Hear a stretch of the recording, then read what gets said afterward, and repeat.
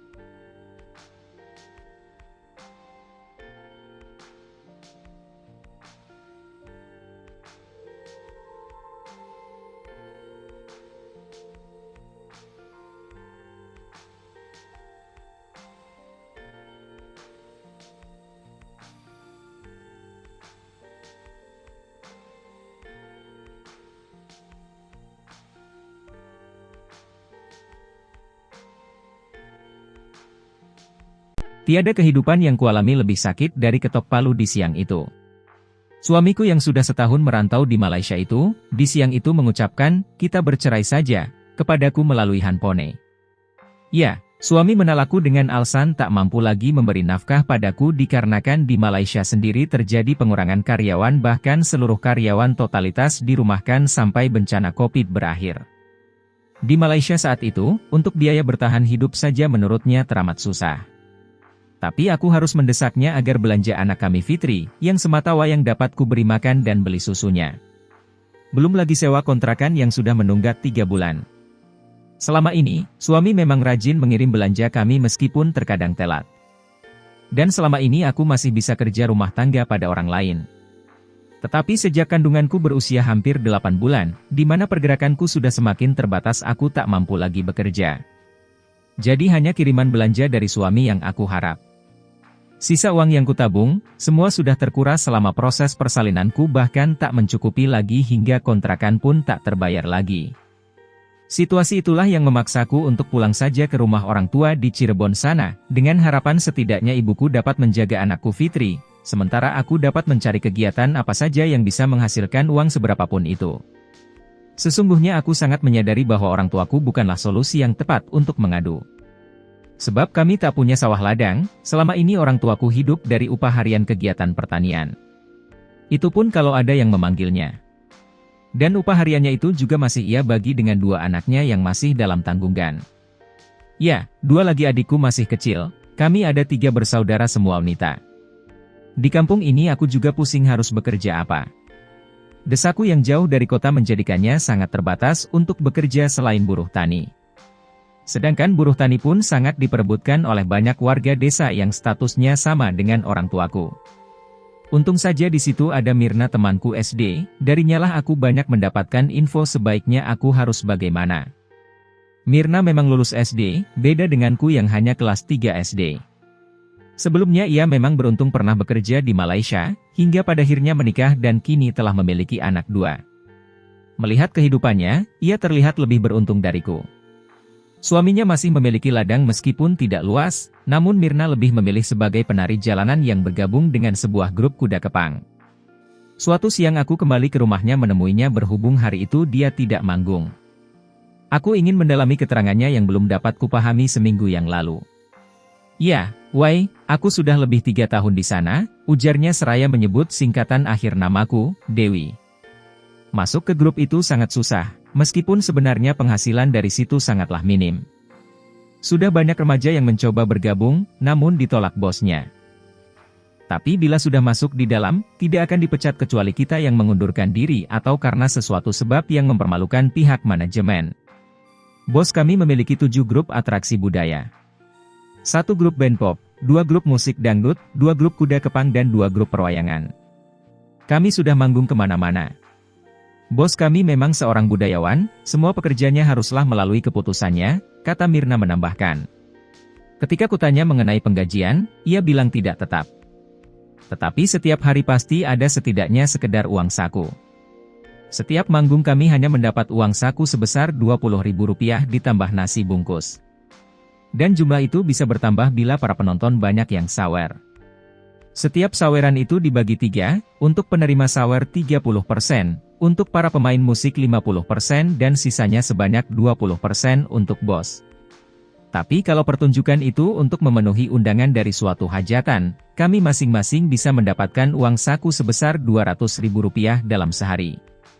Mendengarnya aku sangat tertarik, sebab tidak ada keterampilan lain yang kumiliki hingga dapat kuandalkan untuk memperoleh uang. Aku pun mendesaknya, agar aku ditolongnya untuk bergabung di grup kebudayaan mereka. Aku tak bisa memastikan, tapi akan kucoba sebisaku dengan pertimbangan kau punya talenta bernyanyi yang menurutku itu dibutuhkan meskipun di tingkat kampung, begitu jawabnya.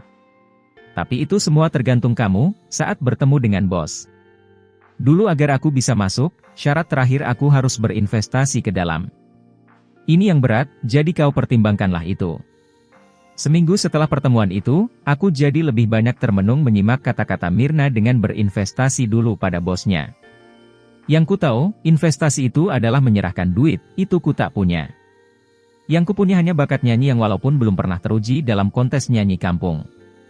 Tapi melihat pertunjukan grup dangdut mereka 3 hari yang lalu pada hajatan pernikahan di kampung ini, aku meyakini bahwa suaraku masihlah lebih merdu dibanding vokalis dangdutnya itu. Faktor itulah yang mendorongku untuk mendesak Mirna kembali agar aku dihubungkan dengan bosnya. Mereka cukup banyak mendapatkan saweran. Ya, kampung ini haus dengan hiburan. Kukatakan soal investasi itu, bagaimana nanti dengan pembicaraan bersama si bosnya. Aku berharap, nanti si bos itu dapat menguji suaraku terlebih dahulu. Itu akan menjadi peluangku untuk bernego. Ketika Mirna melihatku sudah bulat ingin bergabung dengan segala resiko apapun, ia pun mengantarkanku ke studio sanggar milik bosnya itu yang ada di ibu kota Kabupaten Cirebon. Setelah aku diperkenalkan kepada bosnya, Mirna langsung pulang setelah menitipkan ongkos pulangku. Ia harus manggung siang nanti. Bosnya ternyata tidaklah terlalu tua seperti bayangku selama ini. Ia masih terlihat energik dan sangat paham dengan lagu dangdut dan populer. 2 lagu diberikan padaku untuk uji vokalku. 1 dangdut lawas dan 1 lagi lagu pop lawas.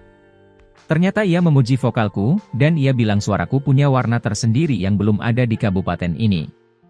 Aku bangga dengan pujiannya itu. Tapi apakah Mirna telah bercerita tentang tahapannya? Tanyanya. Aku mengangguk, kata Mirna ada syarat terakhir harus berinvestasi. Tapi Pak, saya tak punya duit untuk investasi itu, kataku berterus terang. Bos Andi, begitu ia menyebut namanya, hanya mangguk-mangguk mendengar pengakuanku. Lama diam, ia pun ngomong lagi. Tapi vokalmu harus dipoles dulu. Kamu perlu latihan lebih banyak dulu sebelum manggung. Latihanmu di sini, setiap Senin dan Kamis. Dan untuk meluaskan gerakanmu mengikuti lagu, kamu boleh mengikuti penari kuda kepang di grup B, begitu ujarnya. Ia memberi jalan bagiku, tapi kuda kepang grup B bukanlah grupnya Mirna. Grup B, ada di inti kota kabupaten ini. Dan latihan vokalnya dimulai dari Senin besok di tempat ini. Malamnya aku sampaikan hal itu kepada orang tuaku dan temanku Mirna. Kepada Mirna juga aku minta tolong agar dibantu keuangan menunggu aku mampu mandiri.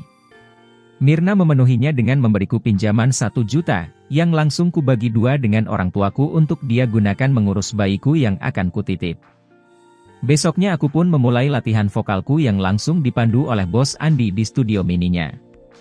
Dari caranya membimbing olah vokalku, ku tahu bahwa dia adalah seorang yang pintar dalam olah suara. Aku juga ditawari kamar kosong untuk kutempati, sebab desaku sudah terlalu jauh ku tempuh bolak-balik setiap hari.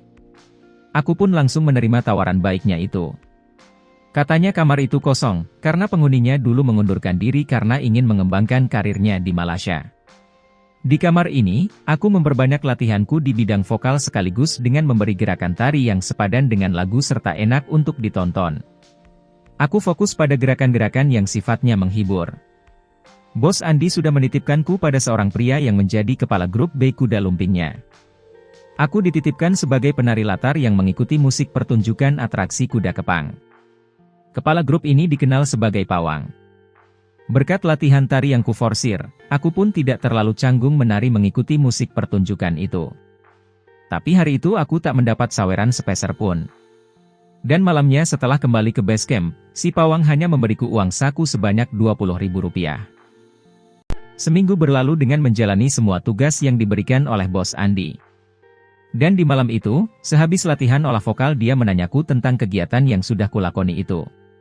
Aku jawab aja masih belajar sebab semua itu masihlah hal yang baru bagiku. Tapi ia juga mempertanyakan mengapa aku kerap termenung hingga tidak membuatku fokus pada apa yang kulakukan. Sehingga gerakan tarianku terlihat tidak saja tak kujiwai, bahkan telah menjadikan penonton tidak selera melihat tarianku. Menurutnya, gerakanku membosankan. Ia menilaiku berdasarkan hasil rekaman video yang diserahkan Pawang padanya. Aku langsung tertunduk lesu.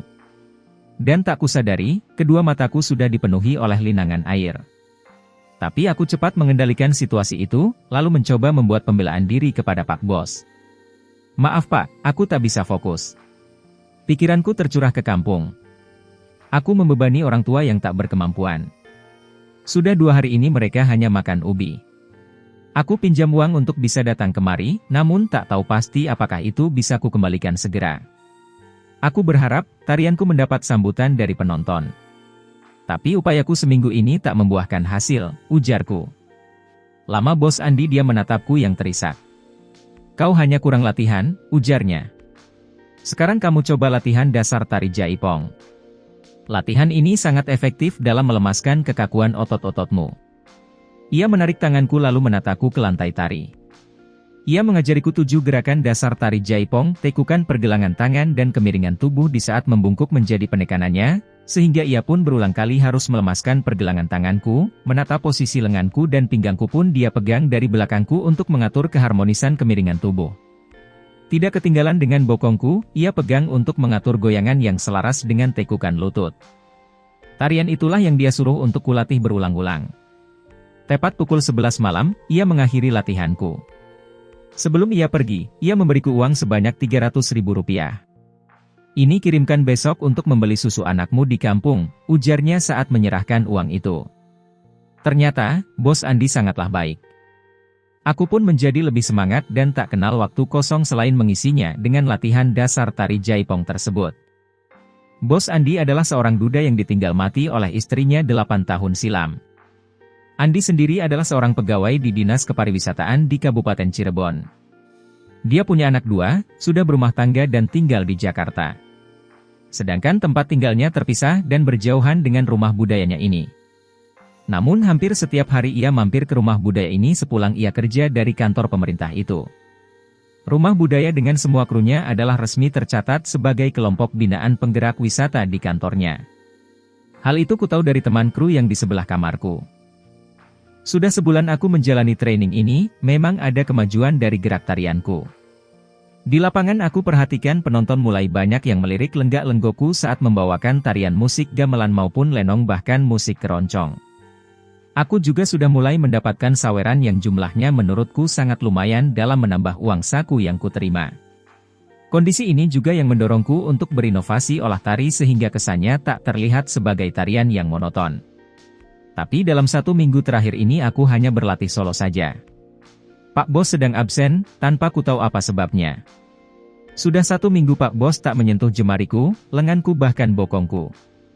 Meskipun ia menyentuhnya dengan alasan melatihku, tapi sungguh aku menyukai sentuhan-sentuhan kecil itu. Namun dalam seminggu ini aku tak mendapatkan itu. Selama 1 minggu ia ku nanti di ruang latih ini hingga pukul 1 tengah malam.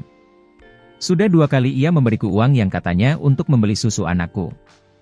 Meski baginya jumlah itu tidak seberapa, namun bagiku itu sudah sangat berarti. Bantuan yang kuanggap sebagai bagian perhatian pada diriku. Mungkin kebaikannya ini yang membuatku menjadi resah bila mana dalam seharian saja aku tak melihatnya. Ya, dia membuatku kerap menjadi halu bila mana ia tak berada di ruang latih ini. Di minggu depannya, Pak Bos datang pada pukul 9 malam di saat gerimis belum sirna. Senyumku yang tulus langsung menyambut kedatangannya. Dan aku pun buru-buru masuk ke kamarku dan kembali lagi dengan membawa segelas air minum dan segelas kopi hangat. Hal yang belum pernah aku lakukan selama ini. Aku pun langsung menari di depannya dengan gerak dan entakan yang aku kembangkan sendiri. Tari apa itu? Katanya melihat gerakanku tak seperti yang diajarkannya. Tarian khusus menyambut kedatangan tamu spesial, jawabku tersenyum. Di kamar tari itu, ku tak dapat menutupi gerak tubuhku yang spontan menggambarkan ada kerinduan pada diri Pak Bos. Tak saja itu lewat nada centilku yang menanyakan kok begitu lama baru datang, tapi rona wajahku juga mencerminkan adanya kebahagiaan tersendiri atas datangnya Pak Bos di malam dingin ini. Tak berselang lama Pak Bos kemudian mengeluarkan bungkusan kardus yang dibawanya itu. Ada 3 potong gaun wanita bersama 1 botol anggur berwarna merah tua. Gaun itu ia serahkan padaku untuk aku cobain. Di depannya aku menanggalkan dasterku. Aku hanya sedikit bergeser untuk membelakanginya. Dan aku pun tak merasa risih memperlihatkan bokongku yang hanya ditutupi CD biruku itu. Ku tak tahu apa sesungguhnya yang ada di benaknya tentang tubuhku yang setengah polos itu. Ia hanya menyuruhkan bernyanyi dengan membuat sedikit gerak dangdut tubuhku. Aku melakukannya sebanyak 2 lagu dangdut dan 1 lagu lawas populer. Gaun biru dan coklat untuk dangdut sedangkan gaun berkotak merah untuk lagu populer. Lehernya kenapa Pak? Ujarku saat usai memakaikan dasterku kembali. Aku melihat jarinya memijit-mijit lehernya. Mungkin kebanyakan masuk angin dari AC sentral ruang rapat kemarin. Bukan saja leherku yang kaku, tetapi semua ototku pegal sepertinya malas untuk digerakkan, balasnya. Ia mengatakan seminggu lalu tugas ke Jakarta mengikuti rapat di provinsi. Aku saja yang urut Pak, ujarku menawarkan jasa, saat ia menenggak 2 teguk anggur merahnya. Aku pun langsung menatap sekitar ruangan terutama pada pintu kamar kru yang langsung berhadapan dengan ruang tari ini. Tapi jangan di sini dong, sambungku lagi. Malu kalau ada orang yang tiba-tiba masuk, pasti mereka kira aku gimana-gimana sama Pak Bos. Pak Andi pun bangkit mengikutiku ke kamarku. Di kamar, langsung ku suruh Pak Bos membuka semua pakaiannya dan hanya tinggal sempak. Ku mulai mengurut dari kening dan lehernya dengan terlebih dahulu mengolesi minyak urut yang selalu ku bawa itu. Ku tak tahu apakah pijitanku berpengaruh pada pegal-pegalnya itu. Yang kulihat, saat jemariku turun memijit punggungnya ku dengar ia sudah ngorok. Ia sudah tertidur. Tapi aku tetap saja meneruskan tugasku mengurutnya hingga selesai pada ujung jari kakinya. Kutupi tubuhnya dengan sarungku, saat aku sudah mengakhiri tugasku. Lalu aku keluar kamar menuju ruang tari untuk menyimpan semua gelas dan botol anggur ke kamarku. Setengah gelas sisa anggurnya memancarkan semerbak wanginya. Wangi yang sangat merangsangku untuk mencicipinya. Karena penasaran dengan wanginya aku mencicipnya setetes yang kutaruh di tangan kiriku. Sangat enak, manis dan memberi kehangatan pada mulutku. Aku pun meminumnya seteguk, terasa seketika anggur itu menghangatkan seluruh tubuhku. Dan sungguh, anggurnya merangsaku untuk meminumnya kembali. Kuteguk lagi hingga sisa separuh, tubuhku terasa semakin hangat hingga mampu melawan malam dingin yang masih berselimut gerimis.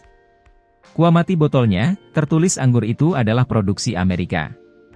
Anggur yang khusus diproduksi untuk daerah Eropa yang beriklim dingin itu. Ketika sisa anggurnya kutenggak habis, panas tubuhku semakin menaik bahkan sudah mengarah gerah. Itu sebabnya aku pun menanggalkan dasterku, lalu merebahkan badanku pada lantai yang berlapis keramik lokal itu. Tak sampai setengah jam, rasa ngantuk menyerangku dan semakin lama mataku terasa semakin berat untuk tidur. Aku terlena tak ingat apa-apa lagi. Hanya ilusi dan halusinasi yang terkadang datang silih berganti menghiasi alam bawah sadarku itu. Namun terkadang juga aku rasakan adanya sentuhan-sentuhan nyata pada tubuhku. Tetapi aku tak berdaya untuk menghalaunya, karena ototku serasa kaku bahkan hatiku pun serasa berat untuk menyingkirkan usapan yang menggelikan itu. Semakin lama usapan itu sudah tak lagi menggelikan tetapi sudah mengarah pada sensasi kenikmatan yang sudah lama tak kurasakan. Aku hanya bisa terlena dalam ayunan yang mendesirkan aliran darahku, dengan tubuh yang kaku tak mampu kugerakkan untuk mengelak setiap serangan sensasi kenikmatan itu. Tetap kaku dan pasrah hingga pangkal pahaku merasa ada getaran dengan beban yang tiba-tiba menimpa tubuhku. Paginya, ketika mataku mulai dapat kubuka, aku pun bangkit. "Loh, Pak," pekiku setengah kaget melihat Bos Andi juga tertidur polos di sampingku. Buru-buru aku berdiri memakai kembali pakaian dalam dan dasterku. Mungkin akibat gerak berisiku itu membuat Bos Andi juga terbangun, namun tak buruan memakai sempaknya. Ia hanya diam duduk. Aku tak menanyakan lagi apa sesungguhnya yang sudah terjadi tadi malam. Karena melihat kondisi kami yang tidur bareng dalam kondisi polos tak tertutupi walau sehelai benang pun, sudahlah dapat dipastikan apa yang sudah terjadi. Sisa anggur tadi malam aku yang meminumnya. "Enak, menghangatkan tubuh dan membuatku tidur pulas," ujarku pelan. Ia memalingkan wajahnya pada gelas anggurnya yang sudah kosong. "Jadi tadi malam kau mabuk," balasnya. "Anggur itu memang enak, tapi bila diminum melebihi porsinya apalagi bagi orang yang belum pernah meminumnya akan membuatnya mabuk. Tapi tak seperti mabuk dengan alkohol lainnya. Anggur ini memaksa kita tidur hingga membuat seluruh persendian kita malas untuk bergerak, mata malas bangun walau ada orang yang membangunkannya. Tapi tak membuat kita sakit kepala," sambungnya menjelaskan. "Aku meminumnya baru 2 teguk, makanya aku cepat bangun. Namun saat kulihat kamu tidur menantang di lantai, ku tak mampu menahan hasratku yang tiba-tiba memuncak ke ubun-ubunku.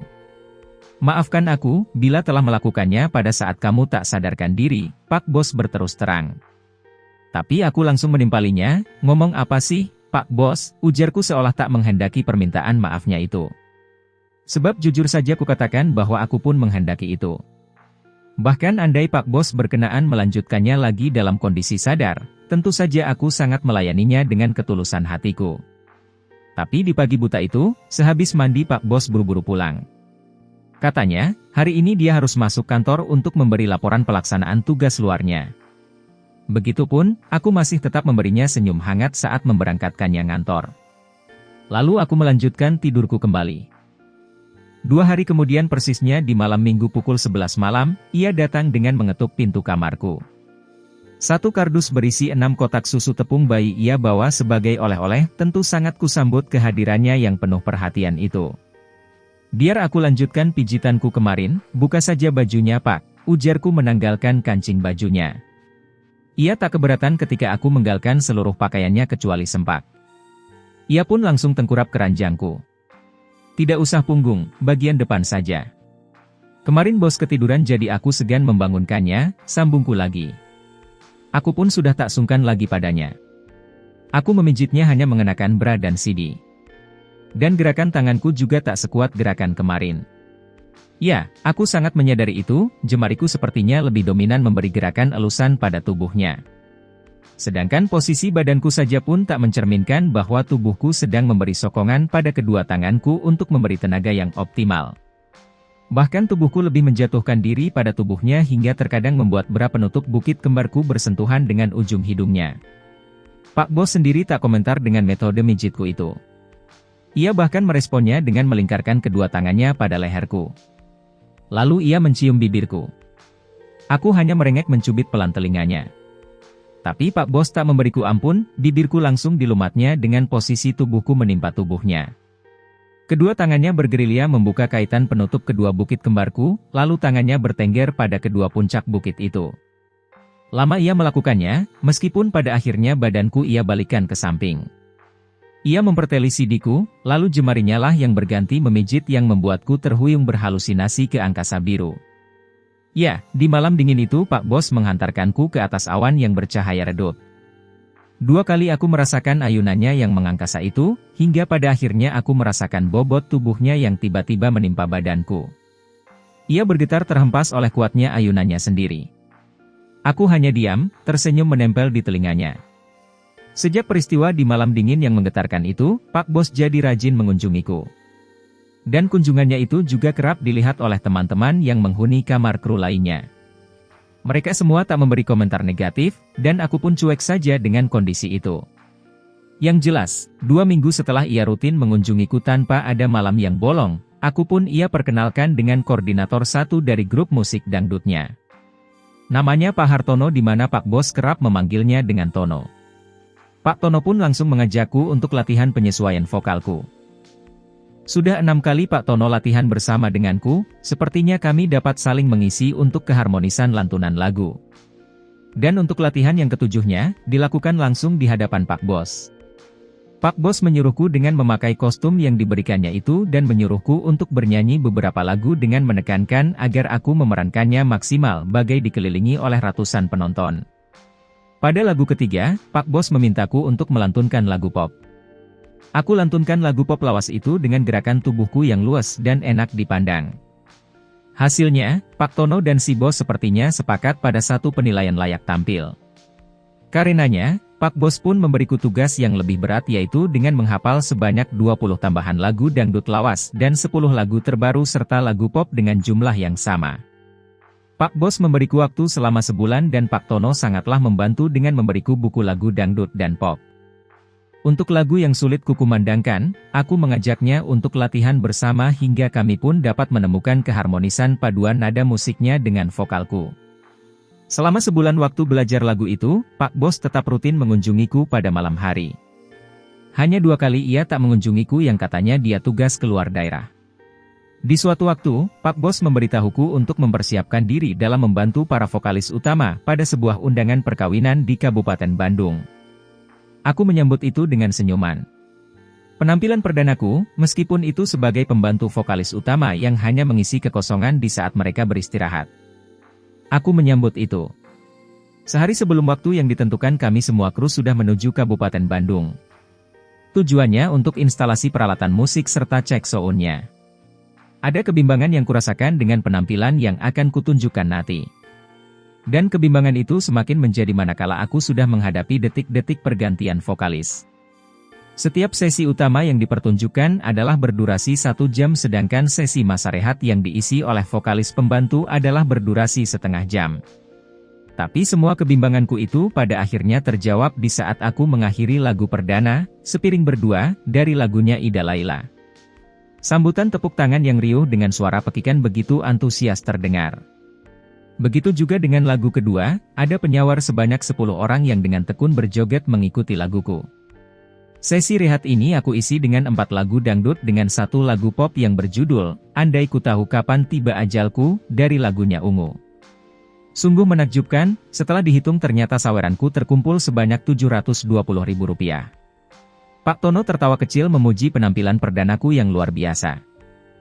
Aku hanya sekali diberi kesempatan untuk tampil. Hal itu dapat kumaklumi, karena kru kami memang cukup banyak personilnya. Vokal pembantu saja ada 4 orang. Semua itu Pak Tono lah yang mengatur gilirannya. Tapi yang paling membanggakanku, ternyata penampilanku itu juga disaksikan oleh Pak Bos, yang turut bergabung dengan para penonton. Hal itu kutahu ketika ia menjemputku untuk nginap di hotel. Dan Pak Bos puas dengan penampilanku yang maksimal itu. Malam itu pun menjadi malam yang syahdu bagi kami berdua. Malam yang hanya dimengerti oleh aku dan Pak Bos. Dari sejak penampilan perdana itu, aku pun jadi banyak jadwal manggung. Tak saja dalam mengisi acara dari grup musik dangdut dan pop, tetapi aku juga menerima jadwal manggung di Kuda Kepang di saat ada waktu yang longgar. Sebulan sudah aku menjalani rutinitasku ini, meskipun sebagai vokalis pembantu dalam grup musik, namun hasil saweran yang sudah dapat aku kumpulkan mencapai 4 juta lebih. Bila ditambah dengan uang pemberian Pak Bos, maka jumlah uang yang dapat aku kumpulkan sudah mencapai 6 juta lebih di samping 3 kardus susu tepung bayi dari Pak Bos. Maka di suatu malam aku minta izin pada Pak Bos, untuk memberiku cuti selama 3 hari dengan alasan pulang kampung. Hal itu kukatakan di saat aku sedang meninabobokannya dalam suatu penginapan. Pak Bos mengizinkanku, sehingga aku dapat mengunjungi orang tuaku serta menggendong bayiku yang sangat kurindukan itu. Aku juga mampir ke rumah Mirna, temanku setiaku. Melunasi pinjamanku serta mengaturkan terima kasih atas bantuannya. Pertolonganmu tidak aku sia-siakan Mirna, ujarku saat menyerahkan uang yang kupinjam itu kembali. Tapi ada satu hal yang tak ku mengerti hingga kini dari katamu dulu. Butuh investasi. Pada Pak Bos aku sudah mengatakan ada sejumlah uang yang aku kumpulin dan aku juga sudah menceritakan bahwa kamu memberitahuku ada investasi. Mengapa Pak Bos tak meminta uangku untuk investasi itu? Ataukah aku yang tak memahami arti dari kata investasimu itu? Beritahulah aku agar tak salah langkah hingga menyakiti hati si Pak Bos, ujarku memperjelas wejangannya dulu. Saat sekarang, pengertian itu tak kau butuhkan lagi temanku, begitu jawabnya. Sebab kau sudah melakukannya dengan rapi dan baik. Jadi jalani saja karena kau sudah memulainya. Aku terus mengamati perkembanganmu. Dan aku juga berterima kasih padamu sebab kau bukanlah orang yang memalukan untuk ditampilkan. Dengan kehadiranmu yang membanggakan itu di sana, bos kita otomatis semakin mempercayaiku, begitu jawabnya. Aku pun tak mengejarnya lagi. Apapun maksud ungkapannya itu biarlah hanya dia yang tahu. Aku hanya berupaya untuk tidak mengecewakan Pak Bos. Tak lama berselang, Pak Bos pun menjadikanku sebagai vokalis utama pada grup Dangdut B. Tak hanya itu, di saat jadwal manggung kosong aku diizinkan juga untuk manggung di semua grup musiknya meskipun itu sebagai vokalis pembantu, atau bahkan sebagai penari kuda kepang. Selama itu pula aku tetap melayani Pak Bos manakah ia membutuhkanku. Meskipun sampai hari ini tidak ada tanda-tanda yang kudapat dari Pak Bos yang menggambarkan bahwa dirinya berniat mempersuntingku, aku tidaklah mempermasalahkan hal itu. Pertolongannya dalam membimbingku hingga berkemampuan untuk tampil di depan ratusan penonton, menurutku belum patut untuk diperimbangkan dengan pengorbanan yang kuberikan. Pertolongannya itu sangat lebih berarti dalam mengangkat kehidupanku. Jadi kalaupun ia hanya datang saat membutuhkanku di malam-malam dingin, hal itu tidaklah kukomentari. Senyum manisku akan tetap menyambut setiap keinginannya. Yang nyatanya, hingga sekarang Pak Bos masih rajin memberiku kardus yang berisi tepung susu bayi meski itu harus kutukar dengan linangan cairan anta dari puncak kedua bukit kembarku.